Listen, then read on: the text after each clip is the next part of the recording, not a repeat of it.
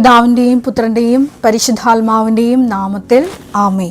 ദൈവമാതാവിൻ്റെ കരം പിടിച്ച് സ്വർഗീയ പിതാവിനെ മുഖാമുഖം കാണുവാൻ ഈ ഭൂമിയിൽ മരിയൻ ഉടമ്പടി എടുത്തുകൊണ്ട് നമ്മളെ തന്നെ വിശുദ്ധീകരിച്ചുകൊണ്ട് ഉടമ്പടി യാത്രയിലായിരിക്കുന്ന നമുക്ക് കൂടുതൽ ബോധ്യത്തോടുകൂടി മരിയൻ ഉടമ്പടി നിബന്ധനകൾ പാലിച്ച് നിത്യത കരയേറ്റുവാൻ ഉതകുന്ന ലിവിങ് ഓറക്കിൾസ് ജീവവചസ്സുകൾ എന്ന ശുശ്രൂഷയുടെ 3-ാമത്തെ എപ്പിസോഡിലേക്ക് എല്ലാവരെയും സ്നേഹപൂർവ്വം സ്വാഗതം ചെയ്യുന്നു.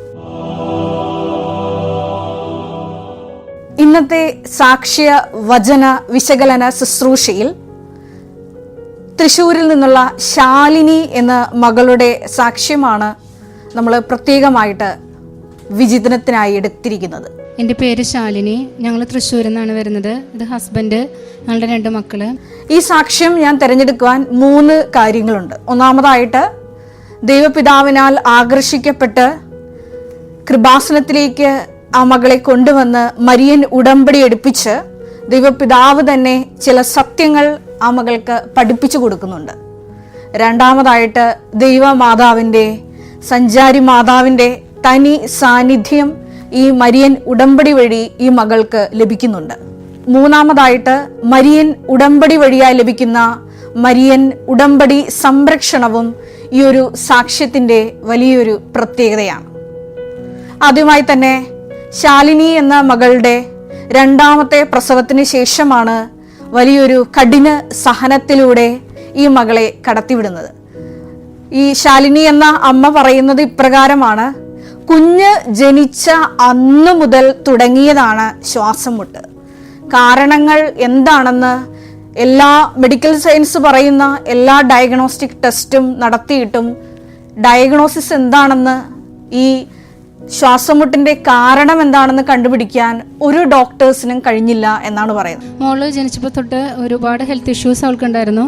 ബ്രീത്തിങ് ഇഷ്യൂസ് ഉണ്ടായിരുന്നു. അപ്പോൾ അതെന്താണ് അതിൻ്റെ ഡയഗ്നോസിസ് എന്നുള്ളത് കണ്ടുപിടിക്കാൻ സാധിക്കുന്നുണ്ടായിരുന്നില്ല.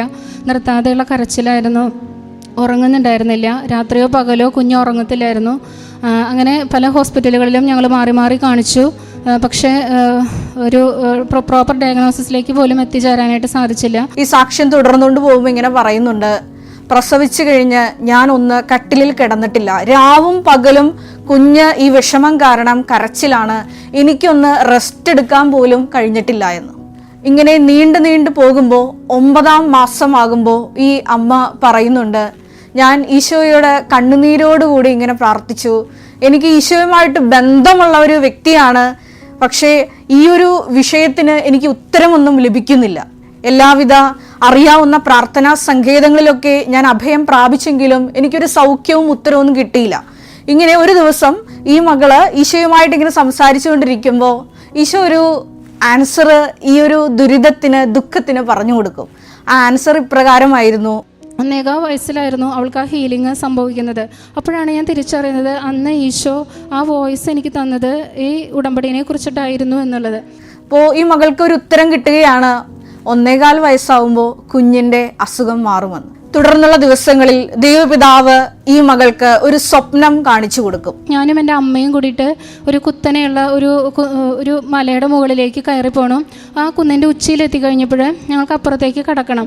അപ്പോൾ അപ്പുറത്തേക്ക് കടക്കാൻ വേണ്ടി നോക്കുമ്പോഴത്തേക്കാണെങ്കിൽ ഓപ്പോസിറ്റ് സൈഡ് എന്ന് പറയുന്നത് കുത്തനെയുള്ള ഇറക്കമാണ്, അതായത് 90 ഡിഗ്രിയിലാണ് ആംഗിള്. അപ്പോൾ ഒരിക്കലും അതിങ്ങനെ ചവിട്ടി ഇറങ്ങാനായിട്ട് നമുക്ക് പറ്റില്ല. അപ്പോൾ ഞാനിങ്ങനെ ഭയപ്പെട്ട് നിൽക്കുമ്പോൾ എൻ്റെ അമ്മ പെട്ടെന്ന് എൻ്റെ കൈ പിടിച്ചിട്ട് പറഞ്ഞു: നീ ഇങ്ങ് വന്നേ എന്ന് പറഞ്ഞിട്ട് അമ്മ എന്നെയും കൊണ്ട് അപ്പുറത്തേക്ക് അങ്ങ് കടന്നു. പക്ഷെ അത് കടന്നു എന്നുള്ളതിനപ്പുറം അതൊരു ചാട്ടമായിരുന്നു. കാരണം നമുക്കൊരിക്കും പാദം ആ ഒരു 90 ഡിഗ്രി ആംഗിളിൽ നമുക്ക് പാദം ഉറപ്പിച്ച് നിർത്താനൊന്നും പറ്റില്ലല്ലോ.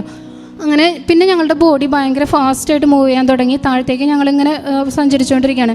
അപ്പം ഞാനിങ്ങനെ കാണുന്നുണ്ട്, എൻ്റെ ഒപ്പം മറ്റു പല ആളുകളെയൊക്കെ കാണുന്നുണ്ട്. അവരുടെയൊക്കെ മുഖത്തേക്ക് നോക്കുമ്പോൾ ഭയങ്കര ഹോളിയായിട്ട് കാണപ്പെട്ടു. ശേഷം ഈ മകൾ പറയുന്നത് ഇപ്രകാരമാണ്: താഴെ ഞാൻ ഒരു നീല തടാകത്തിൽ എത്തിപ്പെട്ടു. അപ്പോൾ എൻ്റെ കണങ്ങാലിൻ്റെ അത്രത്തോളം ഈ വെള്ളം നിൽക്കുന്നുണ്ട്. അതിന് തൊട്ടു മുമ്പായി ഞാൻ ഉറങ്ങുന്ന യൗസേ പിതാവിനെ കാണുന്നുണ്ട്. അപ്പോൾ ഈശോ ഒരു വെളിപ്പെടുത്തൽ നൽകുകയാണ്, ഇതാണ് രണ്ടാം സ്വർഗമെന്ന്. ഞാൻ പെട്ടെന്ന് കുറച്ചൊന്ന് മുകളിലേക്ക് വീണ്ടും പൊന്തി. എന്നിട്ട് ഞാൻ നോക്കുമ്പം കണ്ടത് ഔസേപ്പിതാവിൻ്റെ ഉറങ്ങുന്ന രൂപമാണ്.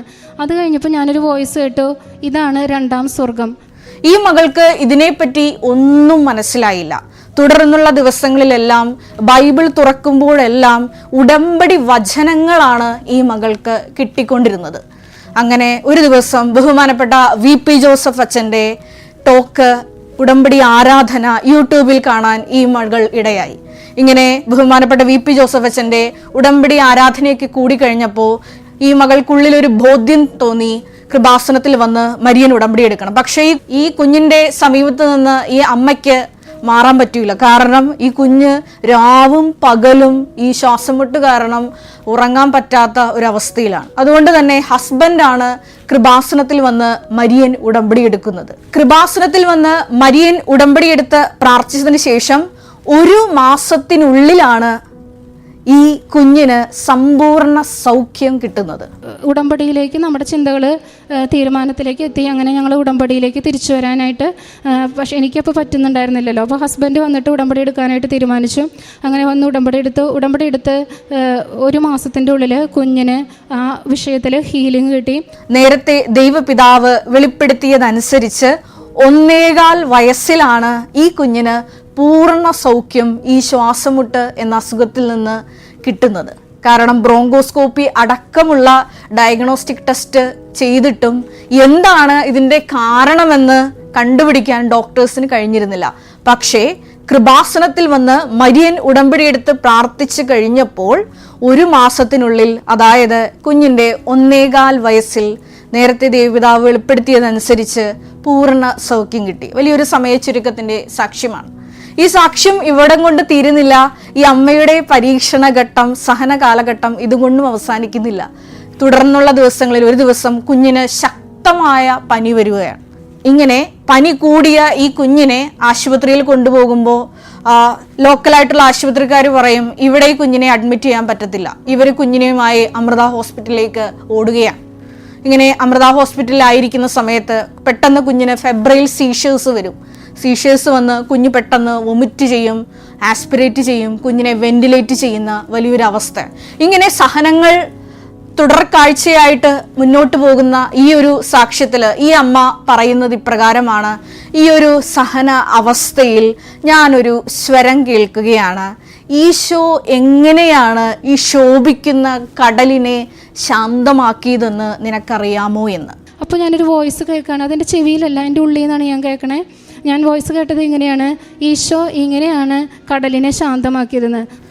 തൊട്ടടുത്ത ദിവസത്തിലെ മരിയൻ ഉടമ്പടി ആരാധനയിൽ ബഹുമാനപ്പെട്ട VP ജോസഫ് അച്ഛൻ ഇപ്രകാരം പറയുന്നുണ്ട്: നിങ്ങൾക്ക് തോന്നുന്നുണ്ടോ ഈ ശോഭിക്കുന്ന കടലിൽ ഈശോ അമരത്ത് തലവെച്ച് ഉറങ്ങുകയായിരുന്നു എന്ന്? അല്ല, ഈശോ ഉറക്കം നടിക്കുകയായിരുന്നു. അതെ, ഈ മകളുടെ പരീക്ഷണ ഘട്ടങ്ങൾ, സഹന കാലഘട്ടങ്ങളിലെല്ലാം ഈശോ ഉണർന്നിരുന്ന് ഈ മകൾ എങ്ങനെയാണ് ഇത്തരം സഹനങ്ങളോട് പ്രതികരിക്കുന്നത് എന്നറിയാൻ നോക്കി പാർക്കുകയായിരുന്നു. പിന്നീട് ഈ മകൾ പറയുന്നത് പ്രകാരമാണ്: ഞാൻ ഇങ്ങനെ പ്രാർത്ഥനയിൽ മുന്നേറിക്കൊണ്ടിരുന്നപ്പോൾ ദൈവപിതാവ് എന്നെ ഒരു സത്യം പഠിപ്പിച്ചു തന്നു. ആ സത്യം പഠിപ്പിച്ചത് കൃപാസനത്തിലെ മരിയൻ ഉടമ്പടി ഹാൻഡ് ബുക്കിലൂടെയാണ്. ഉടമ്പടി എടുത്ത് 3-ാം ദിവസം ഞാൻ പ്രാർത്ഥിച്ചുകൊണ്ടിരിക്കുന്ന സമയത്ത് എനിക്ക് ഇങ്ങനെ ഭയങ്കരമായിട്ട് ശക്തമായിട്ട് തോന്നി ഉടമ്പടി പുസ്തകം വായിക്കാനായിട്ട്. അപ്പോൾ ഞാൻ പെട്ടെന്ന് തന്നെ ഒരു വലിച്ചുകൊണ്ട് പോണ പോലെയാണ്. ഞാൻ വേഗം റൂമിൽ പോയിട്ട് ഉടമ്പടി പുസ്തകം എടുത്തു. തുറന്ന വഴിക്ക് എനിക്ക് കിട്ടിയത് 31-ാമത്തെ പേജാണ്. അതിൽ ഇങ്ങനെ എഴുതിയിരിക്കുന്നത് ഞാൻ കണ്ടു: ദൈവ സാന്നിധ്യത്തിൻ്റെ നിറമാണ് നീല, അവർ ഇസ്രായേലിൻ്റെ ദൈവത്തെ കണ്ടു. ആകാശതുല്യം പ്രകാശമാനമായ ഇന്ദ്രനീല കൽത്തളം പോലെ എന്തോ ഒന്ന് അവിടുത്തെ പാദങ്ങളുടെ താഴെ കാണപ്പെട്ടു. പുറപ്പാട് 24:10. പുറപ്പാടിന്റെ പുസ്തകം 24-ാം അധ്യായം 10-ാം തിരുവചനം. അവർ ഇസ്രായേലിന്റെ ദൈവത്തെ കണ്ടു. ആകാശതുല്യം പ്രകാശമാനമായ ഇന്ദ്രനീല കൽത്തളം പോലെ എന്തോ ഒന്ന് അവിടുത്തെ പാദങ്ങളുടെ താഴെ കാണപ്പെട്ടു. ഉടമ്പടി ഉറപ്പിക്കുന്ന ഒരു ദൈവവചന ഭാഗമാണിത്. മോശയും അഹ്റോനും ശ്രേഷ്ഠന്മാരുമൊക്കെ മലമുകളിൽ ചെല്ലുമ്പോൾ ദൈവം അവരുമായിട്ടുള്ള ഉടമ്പടി ഉറപ്പിക്കുന്ന ഒരു ഭാഗത്ത് ഇസ്രായേലിന്റെ ദൈവമായ കർത്താവിനെ അവർ കണ്ടു എന്നും അവിടുത്തെ പാദങ്ങളുടെ അടിയിൽ ഇന്ദ്രനീല കൽത്തളം പോലെ എന്തോ ഒന്ന് കാണപ്പെട്ടു എന്നുമാണ് അവിടെ തിരുവചനത്തിൽ നമ്മൾ വ്യക്തമായിട്ട് വായിക്കുന്നത്. ഈ വചനം വായിച്ചു കഴിഞ്ഞപ്പോൾ പരിശുദ്ധാത്മാവ് ഈ മകളോട് പറഞ്ഞു, നിന്നെ അന്ന് ഞാൻ കാണിച്ചു തന്ന സ്വപ്നമില്ലേ, അത് ഇതുമായിട്ട് ബന്ധമുണ്ട്. അതായത് ദൈവപിതാവ് ഈ മകളെ പഠിപ്പിച്ചു കൊടുത്ത ഒരു സത്യം ഇതാണ്: മരിയൻ ഉടമ്പടിയിൽ ആയിരിക്കുക എന്നത് ഒരു രണ്ടാം സ്വർഗീയ അവസ്ഥയാണ്. ഈ മരിയൻ ഉടമ്പടിയിലൂടെ നമ്മൾ ഈശോയാകുന്ന പ്രകാശത്തിലേക്കാണ് നടന്നെടുക്കുന്നത്. മരിയൻ ഉടമ്പടിയിൽ ആയിരിക്കുന്നത് തന്നെ ഒരു ദൈവ കൃപയാണ്. ഈശോയുടെ കൃപയില്ലാതെ ഈ മരിയൻ ഉടമ്പടി നിബന്ധനകൾ നമുക്ക് ചെയ്യാൻ സാധിക്കുകയില്ല എന്ന്. അന്ന് ഈ മകളുടെ രോഗാവസ്ഥയിലായിരിക്കുന്ന സമയത്ത് ഈശോ കാണിച്ചു കൊടുത്ത സ്വപ്നം അതായിരുന്നു. ചെങ്കുത്തായ ചരിവിലൂടെ ഈ മകൾ ഇറങ്ങുമ്പോൾ ആ മകളുടെ പാദം ഇങ്ങനെ ഒരു നീല തടാകത്തിൽ സ്പർശിക്കുന്നതും അവിടെ ഒരു വാതിലുമാണ് ഈശോ അവൾക്ക് കാണിച്ചു കൊടുത്തത്. ഇവിടെ സ്വർഗീയ പിതാവ് നേരിട്ട് പഠിപ്പിക്കുകയാണ്, മരിയൻ ഉടമ്പടിയിലായിരിക്കുന്ന നമ്മളെല്ലാവരും ഒരു രണ്ടാം സ്വർഗീയ അവസ്ഥയിലാണ്. ഈശോയുടെ കൃപയില്ലാതെ, ദൈവപിതാവിൻ്റെ ആകർഷണമില്ലാതെ ഉടമ്പടി എന്ന ഈ ഒരു വലിയ പദ്ധതിയുടെ ഭാഗമാകാൻ പോലും നമുക്ക് പറ്റില്ല എന്നാണ് ഈ മകളെ ദൈവം പഠിപ്പിച്ചു കൊടുത്തത്. ഇങ്ങനെ മരിയൻ ഉടമ്പടിയിൽ മുന്നേറുമ്പോൾ ഈ മകൾക്കൊരു സ്വകാര്യ നൊമ്പരമുണ്ടാവും. ഇതാണ് ഈ ഒരു മരിയൻ ഉടമ്പടിയുടെ രണ്ടാമത്തെ ഭാഗം എന്ന് പറയുന്നത്. ആ മകള് ഈശോയോട് പറയും, ഞാൻ ഇത്രയേറെ പ്രാർത്ഥനയൊക്കെ മുന്നേറുന്നുണ്ട്, പക്ഷെ എനിക്ക് ഇതുവരെയും ദൈവമാതാവിനെ കാണാൻ പറ്റിയില്ലല്ലോ എന്നൊരു സ്വകാര്യ ദുഃഖം പങ്കുവയ്ക്കും. അപ്പോൾ വലിയൊരു അത്ഭുതം നടക്കുകയാണ്. തൂവെള്ള വസ്ത്രധാരിയായ ദൈവമാതാവ് നീല വെളിച്ചം വീശി ഈ മകളുടെ മുമ്പിൽ പ്രത്യക്ഷയാവുകയാണ്. ഈ ഉടമ്പടിയിൽ ആകെ ഒരൊറ്റ തവണ ഞാൻ മാതാവിനെ കണ്ടു. അമ്മയുടെ ഉടുപ്പ്, വെള്ള ഉടുപ്പ്, ആ വെള്ള ഉടുപ്പിൽ നിന്ന് നീല പ്രകാശം ഇങ്ങനെ പുറത്തേക്ക് ഇങ്ങനെ വരുന്നുണ്ടായിരുന്നു. എന്നിട്ട് പരിശുദ്ധ അമ്മ പറയാണ്, കൃപാസനത്തിൻ്റെ ഈ അഭിഷേകം ലോകം മുഴുവനും എത്തണമെന്നാണ് ഞാൻ ആഗ്രഹിക്കുന്നത് എന്ന് പറഞ്ഞു. മരിയൻ ഉടമ്പടി എടുത്തിരിക്കുന്ന നമ്മുടെ ഓരോരുത്തരുടെയും മുഖത്ത് നോക്കി ദൈവമാതാവ് പറയുന്നതും ഇതാണ്: കൃപാസനത്തിലെ അഭിഷേകം ലോകം മുഴുവനും അറിയപ്പെടാൻ ഞാൻ ആഗ്രഹിക്കുന്നു. ഇത് ശാലിനി എന്ന മകളോട് മാത്രം പറയുന്ന ഒരു വാക്കല്ല. ദൈവമാതാവ് നമ്മൾ ഓരോരുത്തരോടും, ഉടമ്പടി എടുത്തിരിക്കുന്ന നമ്മൾ ഓരോരുത്തരോടും പറയുന്നൊരു വാക്കാണ്. എന്താണ് കൃപാസനത്തിന്റെ അഭിഷേകം എന്ന് തുടർന്ന് ഈ ശാലിനി എന്ന മകൾ പറയുന്നുണ്ട്. കൊറോണ സമയത്ത് നമ്മുടെ ദേവാലയങ്ങളൊക്കെ അടച്ചുപൂട്ടും, അല്ലെങ്കിൽ ഇനി ദേവാലയങ്ങളൊക്കെ ഫോറിൻ കൺട്രീസിലൊക്കെ ഉള്ളതുപോലെ മ്യൂസിയങ്ങളായിട്ടോ മറ്റെന്തെങ്കിലുമൊക്കെ ആയിട്ടോ മാറിപ്പോകുമായിരുന്നു എന്ന് പറഞ്ഞുകൊണ്ടിരുന്ന ഒരു കാലഘട്ടത്തിൽ നിന്ന് ഇന്ന് നമ്മുടെ ദേവാലയങ്ങൾ നിറച്ചും വിശുദ്ധ കുർബാനയ്ക്ക് ആളുകൾ തിങ്ങി നിറഞ്ഞു നിൽക്കുന്നുണ്ടെങ്കിൽ അതാണ് കൃപാസനത്തിൻ്റെ അഭിഷേകം. കുമ്പസാരക്കൂടുകൾ കാലിയായിരുന്നൊരു സമയത്ത് നിന്ന് ഇന്ന് ഓരോ കുമ്പസാരക്കൂടുകളിലും നിരനിരയായിട്ട് ആളുകൾ ഹൃദയം കൊണ്ട് കുമ്പസാരിക്കാനായിട്ട് എത്തുന്നുണ്ടെങ്കിൽ അതല്ലേ കൃപാസനത്തിൻ്റെ അഭിഷേകം. യൂറോപ്പിലെ പോലെ നമ്മുടെ ഇന്ത്യയിലുമൊക്കെ നമ്മുടെ ദേവാലയങ്ങളും മ്യൂസിയമോ മറ്റേതെങ്കിലും എൻ്റർടൈൻമെൻറ്റിനുള്ള ഒരു സെൻറ്ററായി മാറുമെന്നൊക്കെ പല വ്യക്തികൾ അടക്കം പറഞ്ഞപ്പോൾ മരിയൻ ഉടമ്പടി വഴിയായിട്ട് ഇന്ന് എല്ലാ ദിവസവും അനുദിനം ദിവ്യബലിക്കായി നമ്മുടെ ദേവാലയത്തിൽ ആളുകൾ ഓടിക്കൂടുകയാണ്. ഇതാണ് കൃപാസനത്തിൻ്റെ അഭിഷേകം. രണ്ടാമതായിട്ട് ഈ മകൾ പറയുന്നുണ്ട്, ഹൃദയം കൊണ്ട് കുമ്പസാരിക്കുവാൻ, പശ്ചാത്തപിച്ച് കുമ്പസാരിക്കുവാൻ, നിരനിരയായി കുമ്പസാരക്കൂടിൽ മുഴുവനും ഇരുന്നു കൊണ്ട് ആൾക്കാർ ഉടമ്പടിയെടുത്ത് ഈ കുമ്പസാരക്കൂടിൽ അണയുമ്പോൾ ഇതാണ് കൃപാസനത്തിൻ്റെ അഭിഷേകം. മൂന്നാമതായിട്ട് മകൾ പറയുന്നുണ്ട്, ലോകം മുഴുവനും പോയി സുവിശേഷം പ്രഘോഷിക്കുവാൻ ഈശോ ആഹ്വാനം ചെയ്തതനുസരിച്ച് കൃപാസനത്തിലെ പ്രേക്ഷിത പത്രങ്ങൾ ഇവിടെ നിന്ന് വാങ്ങി ലോകം മുഴുവനും ഈശോയുടെ സന്ദേശം എത്തിക്കുവാൻ മരിയൻ ഉടമ്പടി എടുത്തിരിക്കുന്ന മക്കൾ ഇറങ്ങിത്തിരിഞ്ഞിരിക്കുന്നതാണ് കൃപാസനത്തിൻ്റെ അഭിഷേകമെന്ന്. നാലാമതായിട്ട് ഈ മകൾ പറയുന്നത്, എല്ലാവരോടും കരുണയോടുകൂടി പെരുമാറുവാൻ, കാരുണ്യ പ്രവർത്തികൾ ചെയ്യുവാൻ, ഓരോരുത്തരെയും ബലവത്താക്കുന്ന കൃപാസനത്തിൻ്റെ മരിയൻ ഉടമ്പടി അഭിഷേകം ഇത് ലോകം മുഴുവനും പകർന്നു കൊടുക്കുവാൻ ദൈവമാതാവ് ആഗ്രഹിക്കുന്നു എന്ന്. ഇന്ന് ആർക്കും കാരുണ്യം കാണിക്കാൻ ഒരു മടിയില്ലാത്ത വിധത്തിൽ നമ്മുടെ ചിന്തകളെ തന്നെ മാറ്റിമറിക്കുന്ന വിധത്തിൽ കൃപാസനത്തിൻ്റെ അഭിഷേകം ലോകം മുഴുവനും പടർന്നുകൊണ്ടിരിക്കുകയാണ്.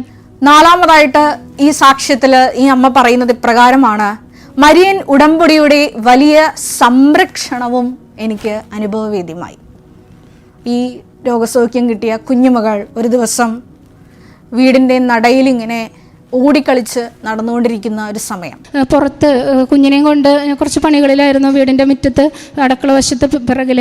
അങ്ങനെ സ്റ്റെപ്പിൽ ഒരു ചവിട്ടി കിടക്കുന്നുണ്ടായിരുന്നു. അപ്പോൾ ഞാൻ പുറത്തുനിന്ന് ചെയ്യുമ്പോൾ ഇവള് ആ ചവിട്ടി ഇറങ്ങി സ്റ്റെപ്പ് ഇറങ്ങി ഓരോ ചെയ്യണം, പിന്നെ വീണ്ടും കയറും, അങ്ങനെ കയറി ഇറങ്ങി അവൾ കളിക്കുന്നുണ്ടായിരുന്നു.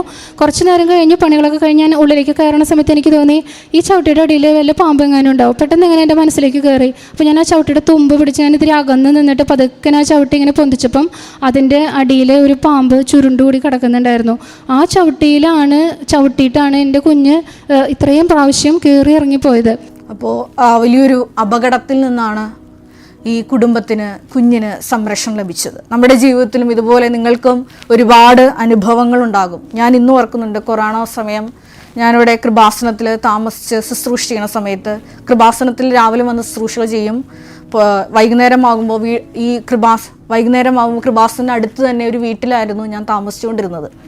അപ്പോൾ ഒരു ദിവസം രാത്രി ഞാൻ 11 മണിക്കാണ് രാത്രി കിടക്കുന്നത്. അപ്പോൾ 11 മണി സമയമായപ്പോൾ ഞാൻ ബെഡിൽ കിടക്കാൻ വന്നപ്പോൾ ശക്തമായി ഉള്ളിൽ നിന്നൊരു സ്വരം, ജോമോളെ റൂമിൻ്റെ ഉള്ളിലൊരു പാമ്പുണ്ടെന്നു. അപ്പോൾ ഞാൻ പെട്ടെന്ന് നമ്മുടെ ഉള്ളിൽ ചിന്ത വരുന്നത് നമ്മുടെ ബെഡിൻ്റെ അടിയിലാകും, ചിലപ്പോൾ ഷീറ്റിൻ്റെ അടിയിലാകാം, വേറെ എവിടെയെങ്കിലും ആകാം. അപ്പോൾ പെട്ടെന്നൊരു ഞെട്ടലോട് കൂടിയിട്ടാണ് ഈ ഒരു സ്വരം ഞാൻ കേൾക്കുന്നത്. പിന്നെ ഒട്ടും മനസ്സാന്നിധ്യം കൈവിടാതെ, നമുക്കറിയാം ഈശോ നമ്മളോട് കൂടെയുണ്ട്. മരിയൻ ഉടമ്പടി എടുക്കുമ്പോൾ പരിശുദ്ധ അമ്മ സർപ്പത്തിൻ്റെ തല തകർത്ത മാതാവ് നമ്മളോട് കൂടെയുണ്ട്. ഞാൻ റൂമിലൊന്ന് കണ്ണോടിച്ചപ്പോൾ മൂലയ്ക്ക് ഒരു പാമ്പിങ്ങനെ വളഞ്ഞിങ്ങനെ തലയൊക്കെ പൊക്കി ഇങ്ങനെ ഇരിക്കുവാണ്. ഞാനിങ്ങനെ കണ്ണോടിച്ചപ്പോൾ റൂമിലൊരു തറ തുടയ്ക്കുന്നൊരു മോപ്പ് ഉണ്ടായിരുന്നു. അപ്പം ഞാൻ ഈ മോപ്പുമായിട്ട് ഈ പാമ്പിനെ വാതിൽ തുറന്നിട്ടിട്ട് ഓടിച്ച് പുറത്തോട്ട് കളയാൻ വേണ്ടി നോക്കുമ്പോൾ ഞാൻ ഈ മോപ്പുമായി ചെല്ലുമ്പോൾ ഈ പാമ്പ് എൻ്റെ അടുത്തോട്ട് ആഞ്ഞെടുക്കുകയാണ്. അപ്പോൾ എൻ്റെ റൂമിൻ്റെ പരിസരത്ത് ആരുമില്ല. താഴത്തെ നിലയിലാണ് കുടുംബം താമസിക്കുന്നത്. പക്ഷേ ദൈവമാതാവിനെ വിളിച്ച് ഞാൻ ഒരു മണിക്കൂർ എടുത്തു ആ പാമ്പുമായി ഫൈറ്റ് ചെയ്ത് ആ പാമ്പിനെ പുറത്തോട്ട് കളയാൻ വേണ്ടി. 12 മണിയായി അന്ന് ഞാൻ കിടന്നപ്പോൾ. അപ്പോൾ ഞാനും ഈ ഒരു സാക്ഷ്യം, ഈ മകളുടെ സാക്ഷ്യം കേട്ടപ്പോൾ പെട്ടെന്ന് എൻ്റെ ജീവിതത്തിൽ നടന്ന ഈ സംഭവം ഞാൻ ഓർത്തുപോയി. കാരണം പരിശുദ്ധ ദൈവമാതാവ് മരിയൻ ഉടമ്പടി എടുത്തിരിക്കുന്ന ഓരോ മക്കൾക്കും നൽകുന്ന സംരക്ഷണം വളരെ വലുതാണ്. ഈ ഒരു ഉടമ്പടി സാക്ഷ്യത്തിൽ ഈ മകള് അവസാനമായിട്ട് പറഞ്ഞു വയ്ക്കുന്ന ചില സത്യങ്ങളുണ്ട്. അത് ഒന്നാമതായിട്ട് ഈ മകള് പറയുന്നത് ഇപ്രകാരമാണ്: സ്വർഗം നമ്മളോട് കാണിക്കുന്ന ഏറ്റവും വലിയ കരുണയാണ് മരിയൻ ഉടമ്പടി എന്നത്. ഞാൻ നേരത്തെ പറഞ്ഞ പോലെ പുറപ്പാട് 24:10 തിരുവചനം, അവിടെ ഇസ്രായേലിൻ്റെ ദൈവത്തെ കാണുന്നു, അവിടുത്തെ പാദത്തിൻ്റെ അടിയിൽ ഇന്ദ്രനീല കൽത്തളം പോലെ എന്തോ ഒന്ന് കാണപ്പെട്ടു എന്ന്. മരിയൻ ഉടമ്പടിയിലായിരിക്കും നമ്മളെല്ലാവരും ഒരു 2ാം സ്വർഗീയ അവസ്ഥയിലാണ്. പിന്നീട് ഈ മകള് പറയുന്നുണ്ട്, പരീക്ഷിക്കപ്പെടുന്ന അവസരങ്ങളിൽ നിങ്ങൾ പതറിപ്പോകരുത്, കാരണം വിജയം എന്നും സ്വർഗത്തിൻ്റേത് മാത്രമായിരിക്കും. ഈ മകളുടെ ജീവിതം കൊണ്ട് തന്നെയാണ് ഈ സാക്ഷ്യം ലോകത്തോട് ഈ മകള് വിളിച്ചു പറയുന്നത്. മൂന്നാമതായിട്ട് ഈ മകള് ഈ സാക്ഷ്യം ചുരുക്കുമ്പോൾ പറയുന്നുണ്ട്, ഓരോ പ്രഭാതത്തിലും ദൈവത്തോടുള്ള നമ്മുടെ ബന്ധത്തെ ഓർമ്മിപ്പിക്കുന്ന വലിയൊരു പ്രാർത്ഥനയാണ് മരിയൻ ഉടമ്പടി എന്നത്. നമുക്ക് ഒരു നിമിഷം കണ്ണുകളടയ്ക്കാം. ഈ വലിയ മരിയൻ ഉടമ്പടി എന്ന സ്വർഗീയ പദ്ധതിയിൽ, ഒരു 2ാം സ്വർഗീയ അവസ്ഥയിൽ ദൈവപിതാവ് നമ്മളെ തിരഞ്ഞെടുത്ത് ചേർത്തതിനെ പ്രതി നമുക്ക് ഹൃദയത്തിൽ ഈശോയ്ക്ക് നന്ദി പറയാം. ഇനിയും പരിശുദ്ധ അമ്മയുടെ കരം പിടിച്ചുകൊണ്ട് നാരകീയ ശക്തികൾക്കെതിരായുള്ള ശക്തമായുള്ള പോരാട്ടത്തിൽ ദൈവപിതാവിനെ മുറുകെ പിടിച്ചുകൊണ്ട് പ്രത്യക്ഷീകരണത്തിൻ്റെ സാക്ഷികളാക്കി ഞങ്ങളെയും ഞങ്ങളുടെ കുടുംബത്തെയും ഞങ്ങളെ ആയിരിക്കുന്ന ഇടങ്ങളിലെ ഓരോരുത്തരെയും ഉയർത്തണമേ എന്ന് പ്രാർത്ഥിക്കാം. എല്ലാവരെയും ദൈവം അനുഗ്രഹിക്കട്ടെ.